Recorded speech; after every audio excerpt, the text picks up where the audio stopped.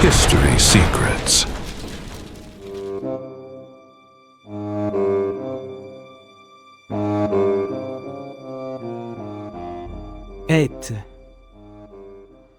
Si le silence de Dieu était précisément ce qui trouble l'humanité depuis toujours, à de nombreux moments de l'histoire humaine, le silence semble plus perturbant encore que la tragédie elle-même.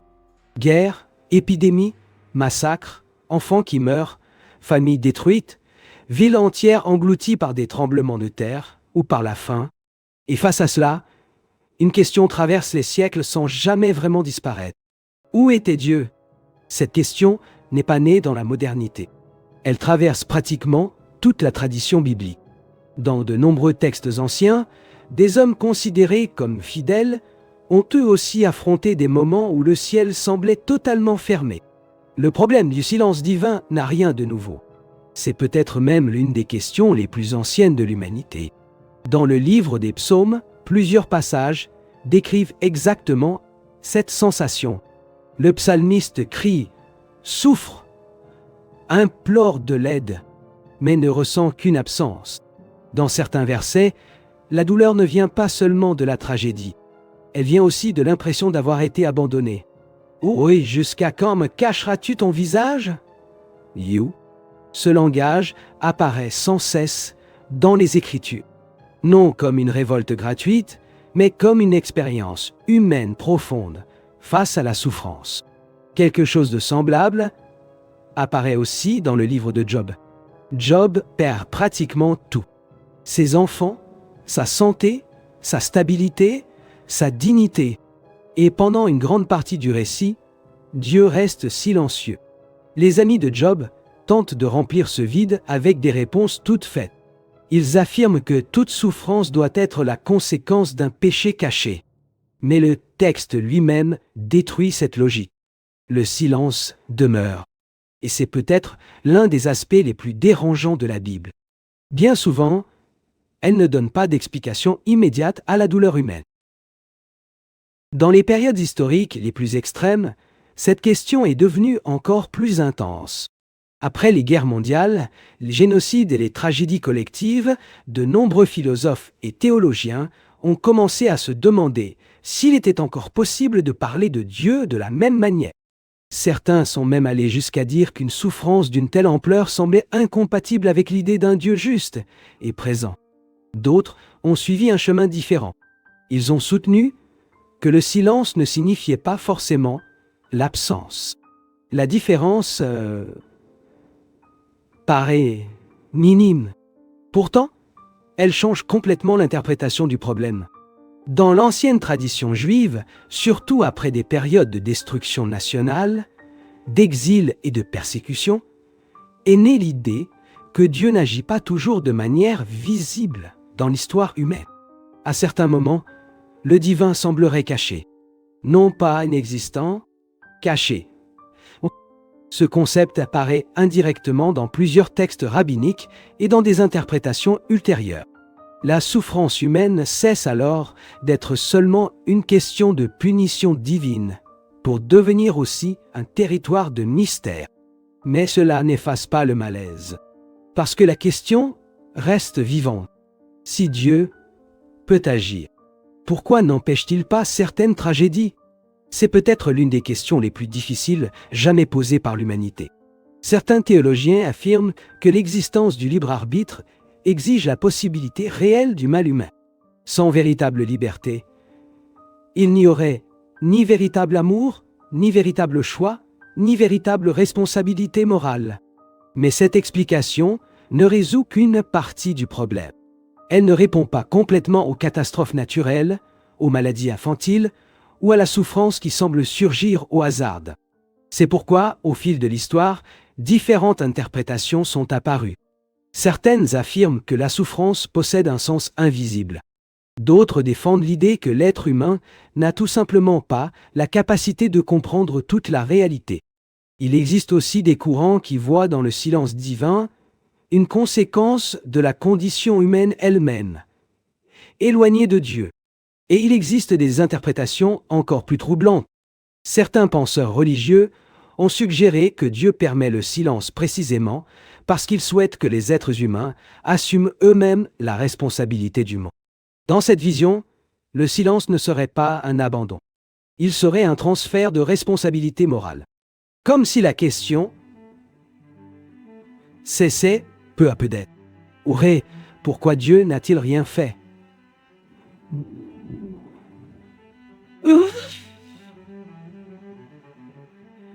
Yo, pour devenir lentement. UAB, pourquoi les hommes se sont-ils infligés cela les uns aux autres? Yo.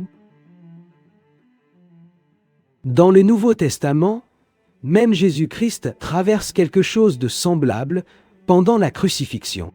Selon les évangiles, il reprend les paroles du psaume 22. « Ô mon Dieu, pourquoi m'as-tu abandonné ?» Yo. Cette phrase est devenue l'une des déclarations les plus débattues de toute la tradition chrétienne. Car, à cet instant, le Christ lui-même semble toucher l'expérience de l'abandon et du silence. C'est peut-être précisément ce qui rend ce sujet si bouleversant. La Bible ne décrit pas des personnages émotionnellement invulnérables. Beaucoup d'entre eux affrontent le doute, la peur, l'angoisse et le sentiment d'absence divine. À de nombreux moments, la foi biblique n'apparaît pas comme une certitude absolue. Elle apparaît comme une persévérance au milieu de l'obscurité.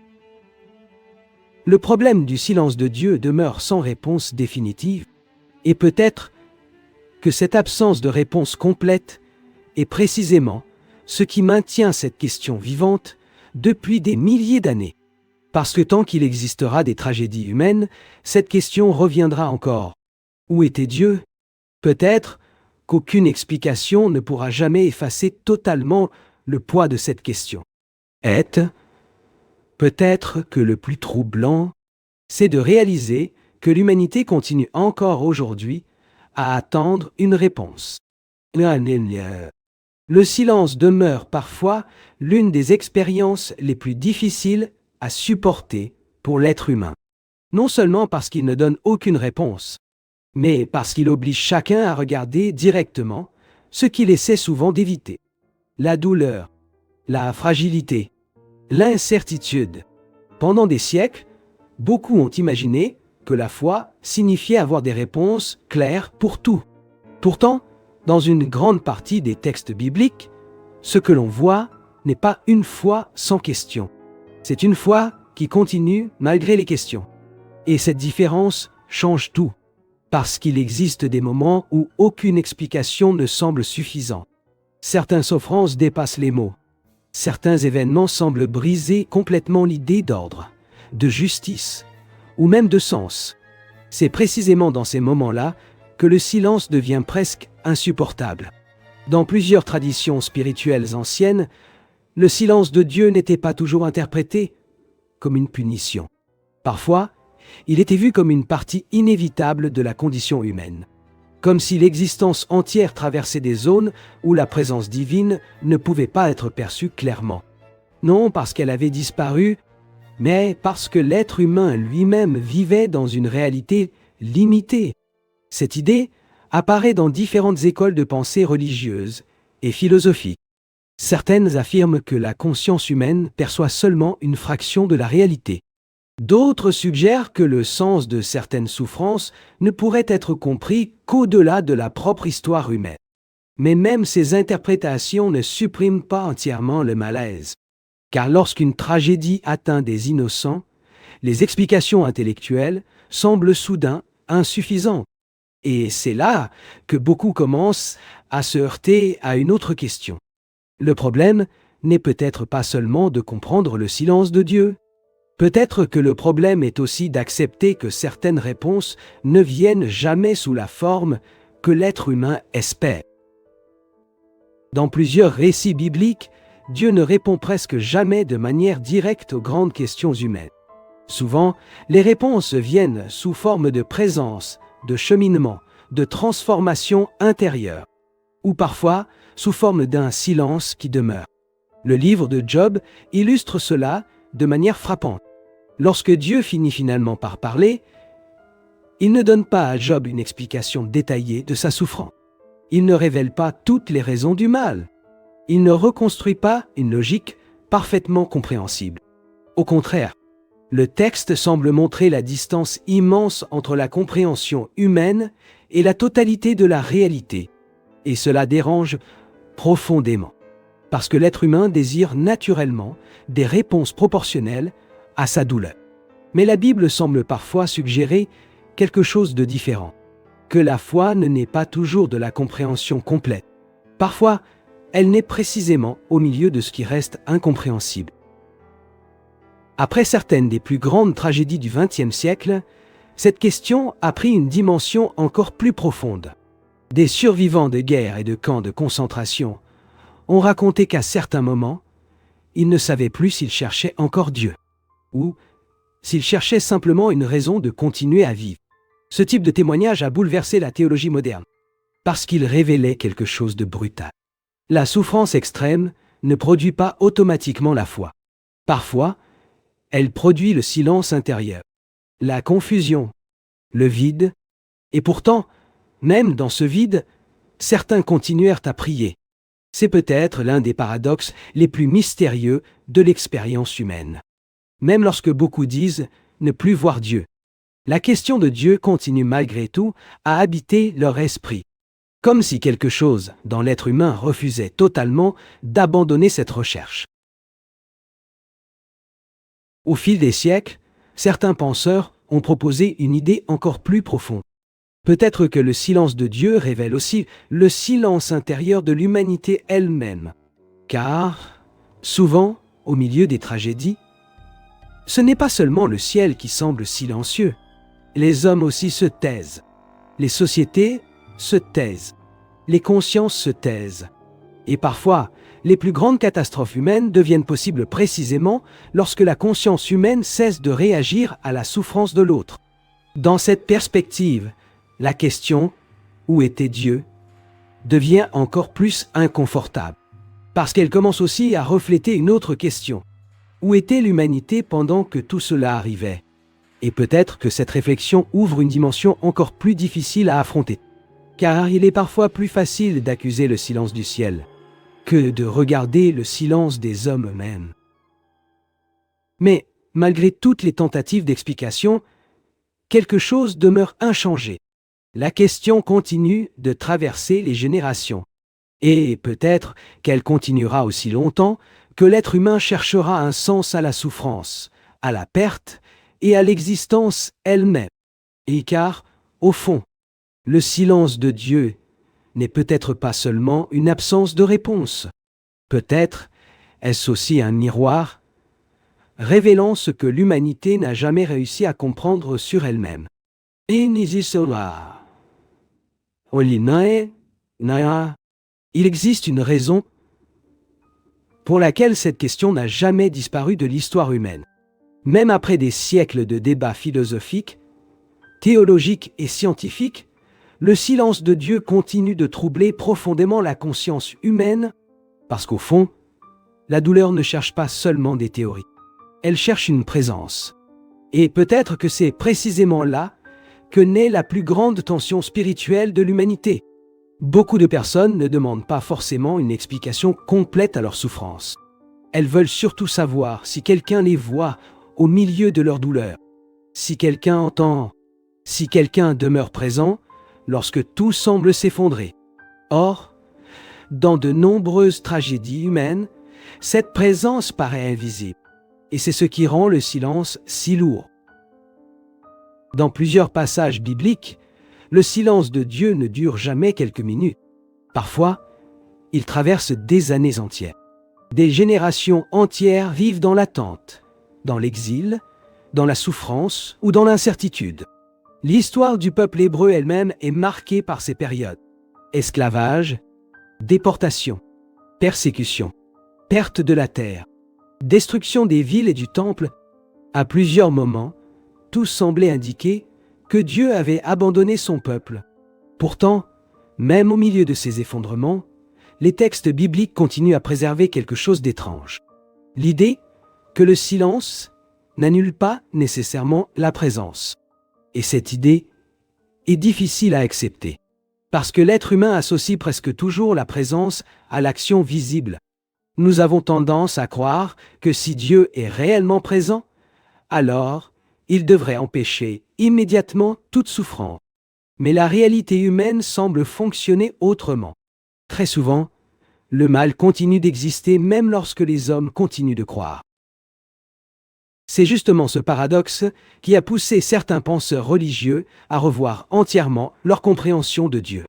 Pour eux, Dieu ne serait pas une force qui contrôle chaque événement individuel de manière mécanique.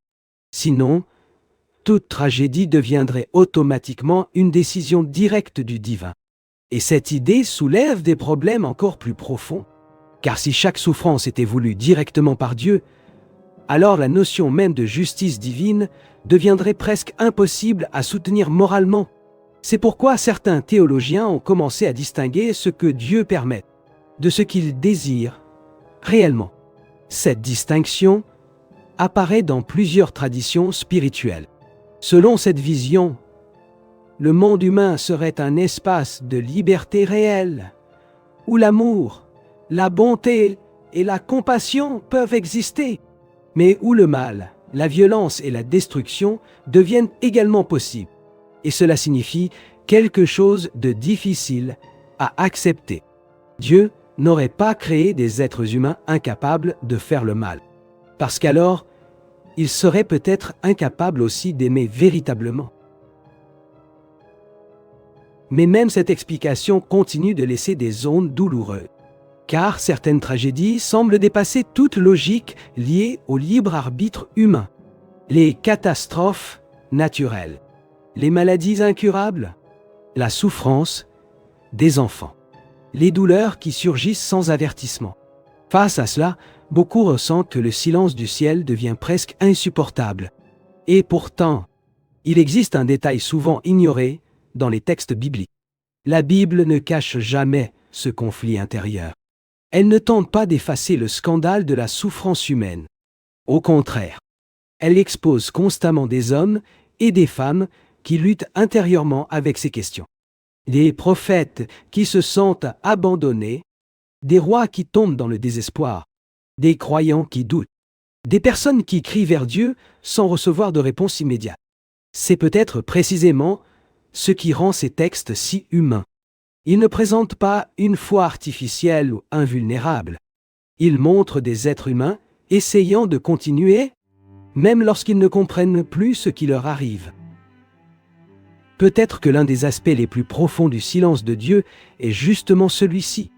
Le silence oblige l'être humain à révéler ce qu'il est réellement lorsqu'il ne possède plus de certitude. Car il est relativement facile de croire lorsque tout va bien. Mais lorsque le monde s'effondre, quelque chose de plus profond apparaît. La peur, la colère, le désespoir, ou parfois une étrange persistance intérieure que même la douleur n'arrive pas totalement à détruire. C'est peut-être pour cette raison que certaines des réflexions spirituelles les plus profondes de l'histoire humaine sont nées précisément dans les périodes de souffrance, comme si l'obscurité révélait des questions que le confort empêche souvent de voir. Et malgré tout ce qui a été écrit, discuté ou débattu pendant des milliers d'années, le mystère demeure intact, parce qu'aucune réponse humaine n'a encore réussi à éliminer complètement le poids du silence. Et peut-être qu'au fond, ce n'est pas seulement Dieu que l'humanité continue de chercher dans ce silence.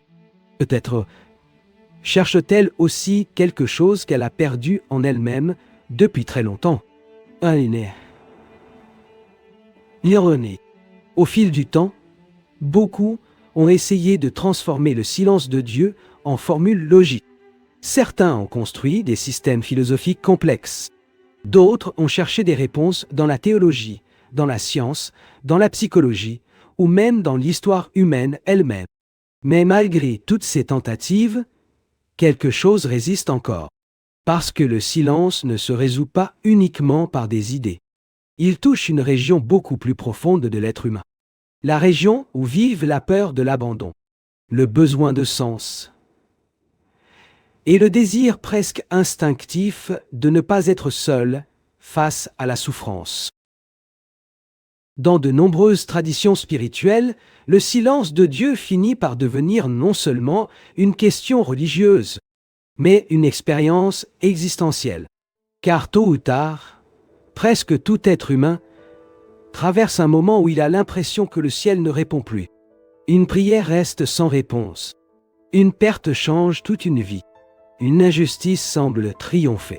Une douleur s'installe sans explication. Et dans ces moments-là, beaucoup découvrent quelque chose de troublant. Le silence extérieur finit souvent par révéler un silence intérieur qui existait déjà depuis longtemps. Comme si les tragédies forçaient l'être humain à regarder des questions qu'il passait sa vie entière à éviter. Qui suis-je lorsque tout disparaît? Que reste-t-il lorsque mes certitudes tombent? La foi existe-t-elle encore quand aucune réponse ne vient? Ces questions traversent silencieusement toute l'histoire humaine. Peut-être que l'un des aspects les plus dérangeants du silence de Dieu est qu'il ne détruit pas seulement les illusions religieuses. Il détruit aussi les illusions humaines. L'illusion de contrôle, l'illusion de permanence, l'illusion que la vie peut être totalement comprise. Et c'est précisément pour cela que tant de personnes ressentent une transformation intérieure après avoir traversé de grandes souffrances. Non parce qu'elles ont trouvé toutes les réponses, mais parce qu'elles ont cessé d'attendre des réponses simples. Dans plusieurs récits bibliques, ceux qui traversent l'obscurité ne ressortent pas nécessairement avec plus de certitude. Souvent, ils ressortent plus conscients de leur fragilité et du mystère de l'existence elle-même. C'est une différence profonde. La foi biblique ne semble pas toujours conduire vers le contrôle. Parfois, elle conduit vers l'acceptation du mystère. Certaines traditions mystiques vont encore plus loin. Elles affirment que le silence de Dieu peut parfois devenir une forme de révélation invisible. Non pas parce que la souffrance serait bonne, ni parce que la douleur serait nécessaire, mais parce que le silence oblige l'être humain à chercher plus profondément que les apparences immédiates. Dans cette vision, la foi cesse d'être seulement une attente de miracles visibles. Elle devient une capacité de continuer à marcher, même lorsque rien n'est clair. Et cela change complètement la manière de voir la spiritualité, car beaucoup cherchent Dieu uniquement dans les moments extraordinaires.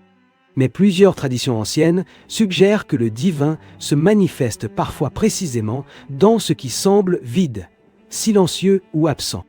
Comme si le silence lui-même devenait un espace où quelque chose d'invisible continue, malgré tout, d'exister.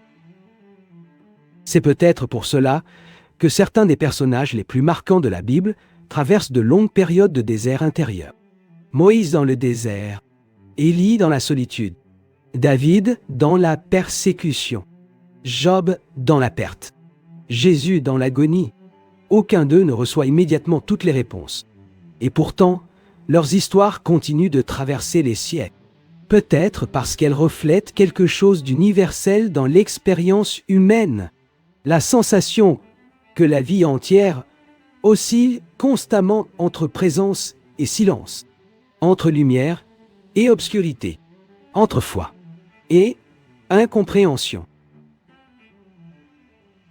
Mais il existe encore un autre aspect profondément troublant dans cette question. Peut-être que le silence de Dieu devient insupportable surtout parce qu'il nous confronte à une réalité que l'être humain tente constamment d'oublier.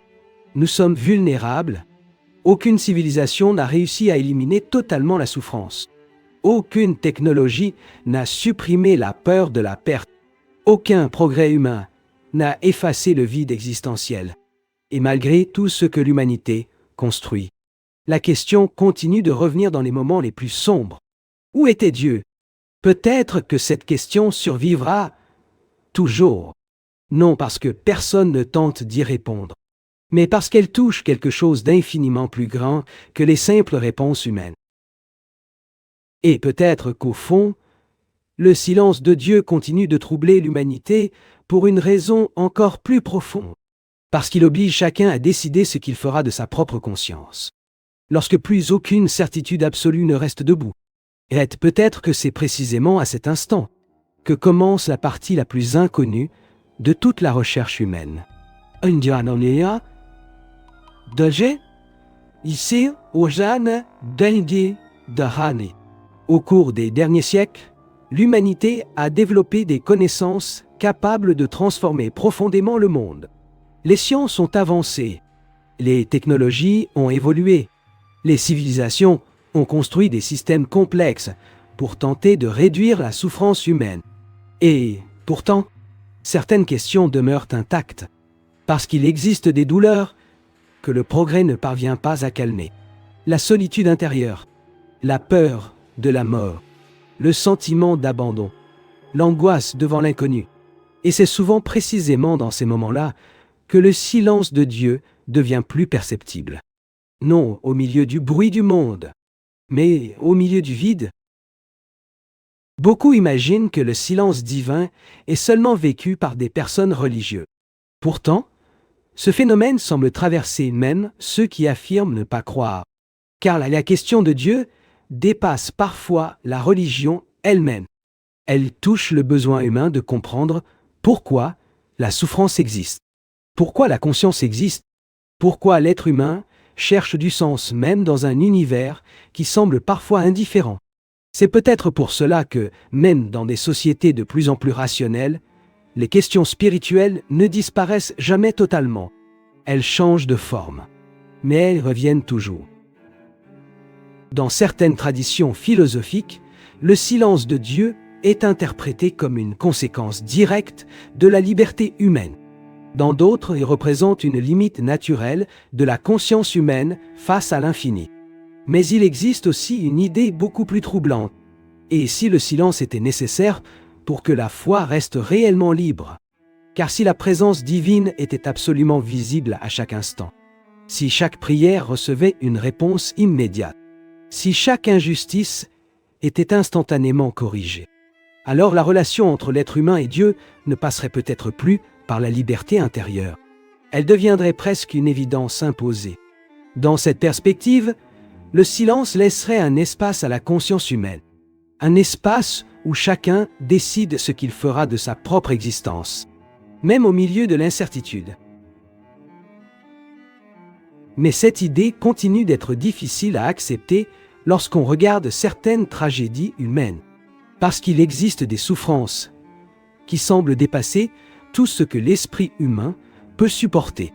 Des parents enterrant leurs enfants, des peuples détruits par la guerre, des innocents consumés par la violence, des vies brisées avant même d'avoir commencé. Face à cela, beaucoup ressentent que toute explication devient insuffisante. Et peut-être qu'ils ont raison, car certains silences ne peuvent pas être remplis uniquement par des concepts. Parfois, la souffrance humaine atteint une profondeur où les mots eux-mêmes deviennent incapables de répondre. C'est pourquoi, dans plusieurs traditions spirituelles, le silence finit par devenir aussi une forme de contemplation douloureuse. Non pas une réponse définitive, mais la reconnaissance honnête que certaines réalités dépassent entièrement la compréhension humaine. Curieusement, c'est souvent dans les périodes les plus sombres de l'histoire que surgissent aussi les plus grands gestes de compassion humaine. Des personnes qui risquent leur vie pour sauver d'autres vies. Des inconnus qui protègent des familles entières. Des actes de bonté surgissant précisément au milieu du chaos, comme si, même dans l'obscurité la plus profonde, quelque chose persistait encore à résister à la destruction totale. Certains voient dans cela une simple capacité humaine de solidarité. D'autres y voient une trace discrète du divin agissant silencieusement à travers les hommes eux-mêmes. Et peut-être que cette possibilité change aussi la question. Car si Dieu agit parfois à travers la conscience humaine, alors le silence du ciel ne signifie peut-être pas que rien n'est en train d'agir. Peut-être que certaines réponses apparaissent justement à travers ceux qui choisissent de ne pas rester indifférents face à la souffrance. Cela ne supprime pas le mystère. Cela ne fait pas disparaître la douleur. Mais cela ouvre une perspective différente. Peut-être que le problème du silence de Dieu ne concerne pas uniquement ce que Dieu fait, mais aussi ce que les êtres humains choisissent de devenir lorsqu'ils traversent l'obscurité. Parce que, dans de nombreux moments historiques, la véritable différence n'a pas été l'absence de tragédie. La différence a été la manière dont certains êtres humains ont décidé de répondre à cette tragédie. Avec cruauté ou avec compassion. Avec indifférence ou avec sacrifice. Et peut-être que cette responsabilité effraie parfois davantage que le silence lui-même. Au fond, le silence de Dieu continue peut-être de hanter l'humanité, parce qu'il place chaque personne devant une question qu'aucune civilisation n'a encore réussi à éviter. Que restera-t-il de nous lorsque toutes les certitudes disparaîtront? Et peut-être que c'est précisément là que commence la dimension la plus profonde de cette question. Car le silence ne révèle pas seulement ce que l'être humain pense de Dieu. Il révèle aussi ce que l'être humain est devenu face à la douleur, au mal et à sa propre conscience. Oh, Idjam. Peut-être que le plus difficile dans le silence de Dieu n'est pas seulement l'absence de réponse. Peut-être que le plus difficile, c'est le temps. Parce que l'être humain supporte parfois la douleur pendant un moment. Mais lorsque le silence dure des années, des décennies, parfois toute une vie, quelque chose commence lentement à se briser à l'intérieur. L'attente devient lourde, les prières deviennent fatiguées, et même l'espérance semble parfois perdre sa voix. Dans de nombreux récits spirituels, les périodes de silence sont presque toujours liées à une forme de traversée intérieure, comme si l'être humain devait passer par une région où ses anciennes certitudes ne suffisent plus. Et cela provoque souvent une crise profonde. Car beaucoup découvrent qu'ils ne cherchaient pas seulement Dieu, ils cherchaient aussi la sécurité, le contrôle, la garantie que rien de terrible n'arriverait. Mais la réalité humaine finit presque toujours par détruire ces illusions. Et, lorsque cela arrive, la foi elle-même est mise à nu. Certaines personnes abandonnent totalement toute idée de Dieu après avoir traversé de grandes souffrances. D'autres suivent le chemin inverse.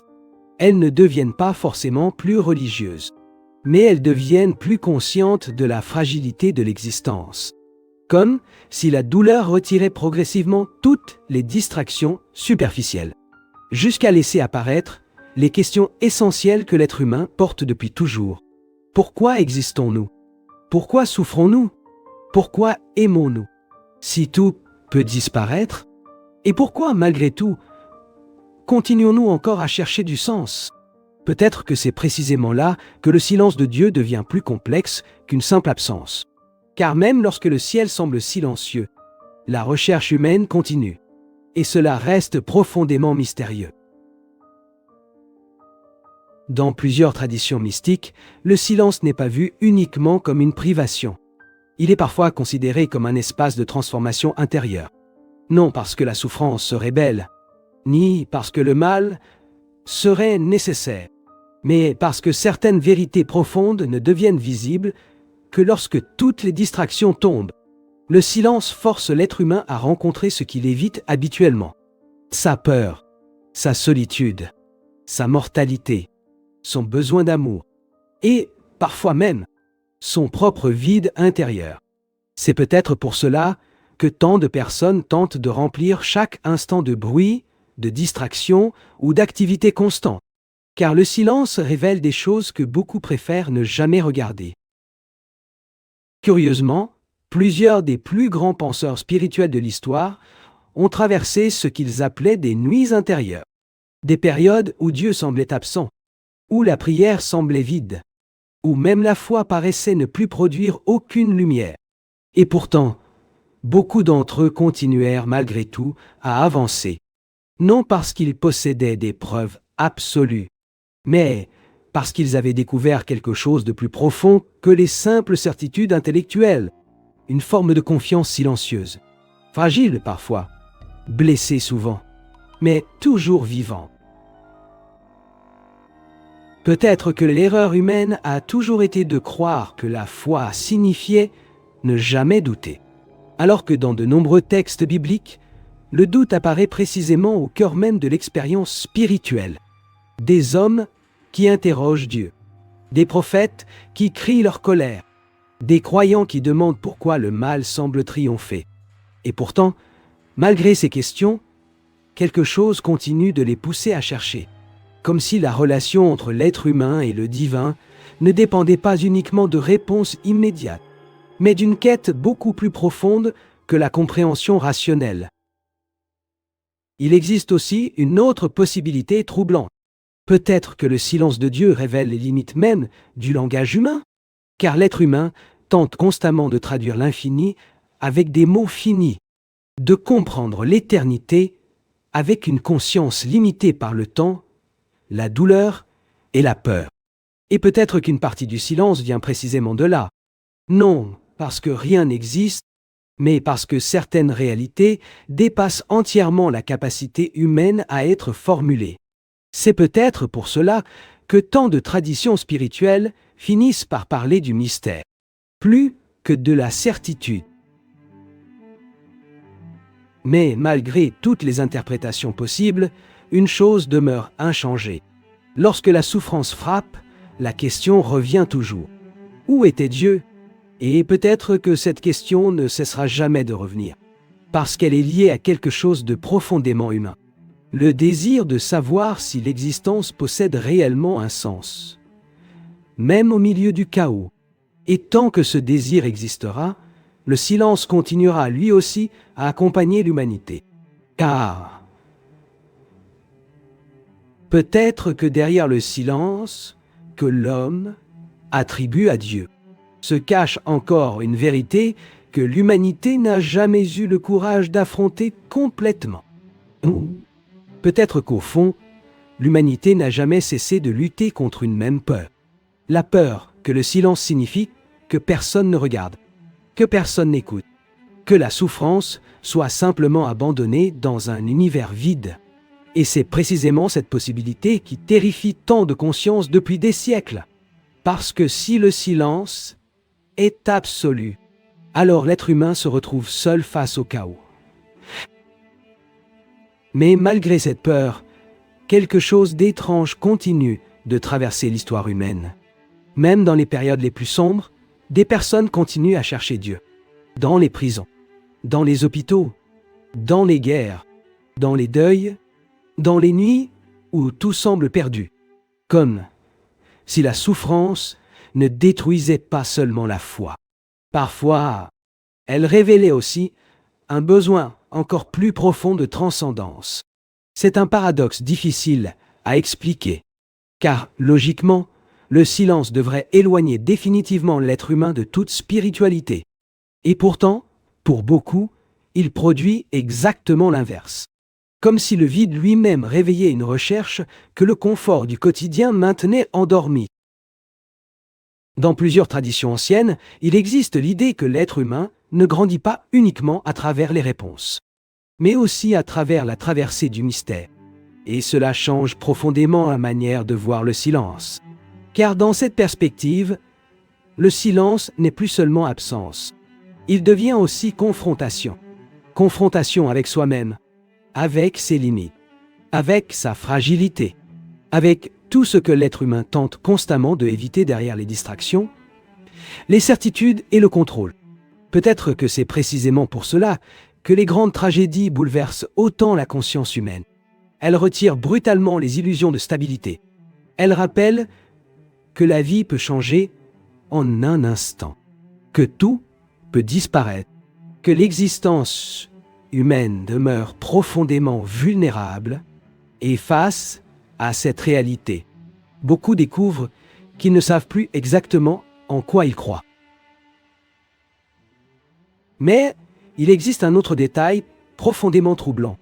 Le silence de Dieu ne provoque pas uniquement des questions sur Dieu. Il provoque aussi des questions sur l'être humain lui-même. Car lorsqu'une tragédie se produit, deux forces semblent toujours apparaître en même temps. La capacité humaine de destruction et la capacité humaine de compassion. Même dans les pires périodes de l'histoire, certaines personnes choisissent encore d'aider, de protéger, de sauver, de consoler, comme si quelque chose en l'être humain refusait totalement de laisser l'obscurité avoir le dernier mot. Et cela soulève une possibilité étrange. Peut-être que la présence de Dieu ne se manifeste pas toujours par l'interruption des tragédies, mais parfois par les consciences qui refusent de devenir indifférentes au milieu de ces tragédies. Cette idée apparaît discrètement dans plusieurs traditions spirituelles. L'idée que le divin agit parfois de manière silencieuse, presque invisible, à travers les choix humains eux-mêmes, à travers ceux qui pardonnent, ceux qui protègent, ceux qui restent présents auprès des souffrants, ceux qui continuent à aimer même après avoir connu la douleur. Cela ne résout pas entièrement le problème du mal, mais cela transforme légèrement le regard porté sur le silence. Car peut-être que le silence n'est pas toujours vide. Peut-être qu'il existe des formes de présence qui ne ressemblent pas aux réponses immédiates que l'être humain attend. Et pourtant, le mystère demeure. Parce qu'aucune réflexion philosophique ne peut effacer complètement le poids d'une mère qui perd son enfant. Aucune théologie ne peut supprimer totalement la douleur d'une vie détruite.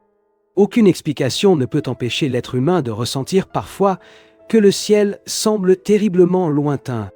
C'est pourquoi cette question continue de survivre à toutes les époques. Où était Dieu?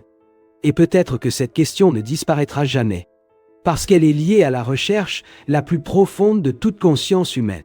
Le besoin de croire que la souffrance n'est pas la vérité finale de l'existence. Peut-être qu'au fond, le silence de Dieu continue de troubler l'humanité parce qu'il laisse ouverte une possibilité que personne ne parvient totalement à abandonner. La possibilité qu'au-delà de l'obscurité, du chaos et de la douleur, quelque chose continue malgré tout à exister. Quelque chose que l'être humain ressent parfois sans réussir à l'expliquer. Quelque chose que même les tragédies n'ont jamais complètement réussi à faire disparaître. Et peut-être que c'est précisément ce mystère silencieux que l'humanité continue encore aujourd'hui à poursuivre sans jamais parvenir à l'atteindre totalement. Et